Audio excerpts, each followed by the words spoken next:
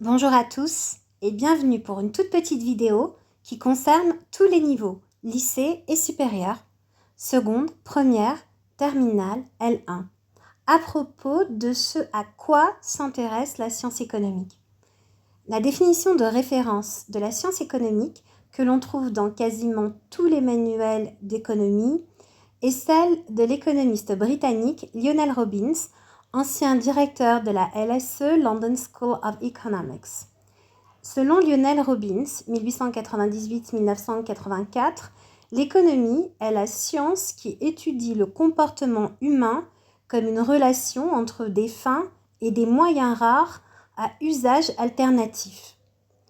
Dit autrement, la science économique étudie la façon dont les agents opèrent des choix dans un contexte marqué par la rareté, entendu la rareté des ressources, et les conséquences de ces choix sur les sociétés humaines.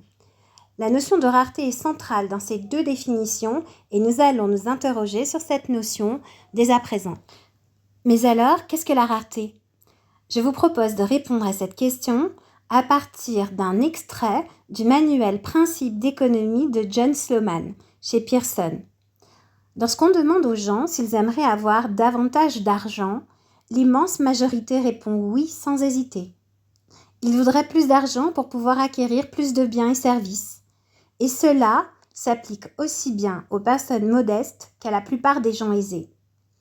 Le fait est que nos désirs d'êtres humains ne connaissent pour ainsi dire aucune limite. Les moyens de les assouvir ne sont pourtant pas extensibles. À un instant donné, seule une quantité limitée de biens et services peut être produite dans le monde, en fonction des ressources disponibles.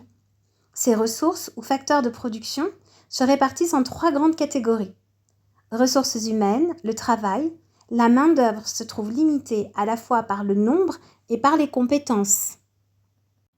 Ressources naturelles, la terre et les matières premières. La surface des terres du globe est limitée, au même titre que les matières premières qu'elles abritent. Ressources manufacturées, le capital. Le capital réunit l'ensemble des facteurs de production, usines, machines, moyens de transport et autres équipements, qu'il a fallu mettre en œuvre avant de pouvoir commencer la production d'un bien ou d'un service. Le stock de capital est naturellement lui aussi limité. La productivité du capital, la production par unité de capital, est conditionnée par l'état d'avancement des technologies. Pour un économiste, la notion de rareté renvoie ainsi à une définition bien précise. La rareté caractérise l'écart entre ce que les gens désirent et ce qui peut être effectivement produit. Elle oblige à choisir entre différentes options. On retiendra de Sloman que les besoins humains sont réputés illimités. Or, il n'est pas possible de produire de tout en quantité illimitée car les ressources disponibles pour produire les biens et les services qui permettront de satisfaire les besoins des individus, qu'il s'agisse des ressources naturelles, des biens de production ou de la quantité de travail dont dispose une société à un moment donné, sont marquées par la rareté. De fait, au sens des économistes, est rare ce qui est disponible en quantité limitée au regard des besoins humains réputés illimités. Dit autrement, la rareté est une situation de déséquilibre entre les ressources disponibles, fussent-elles du temps de travail, et les quantités que les agents économiques souhaitent utiliser.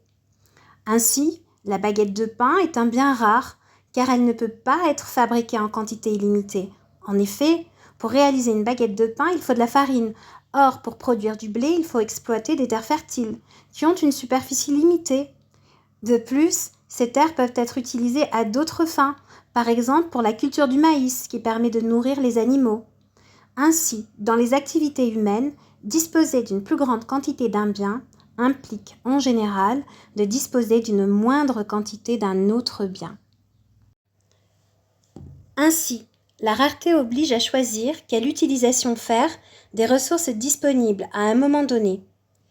Les économistes cherchent à expliquer comment les ressources rares sont allouées, c'est-à-dire utilisées, affectées aux différents usages possibles. Autrement dit, les économistes cherchent à rendre compte de l'allocation des ressources.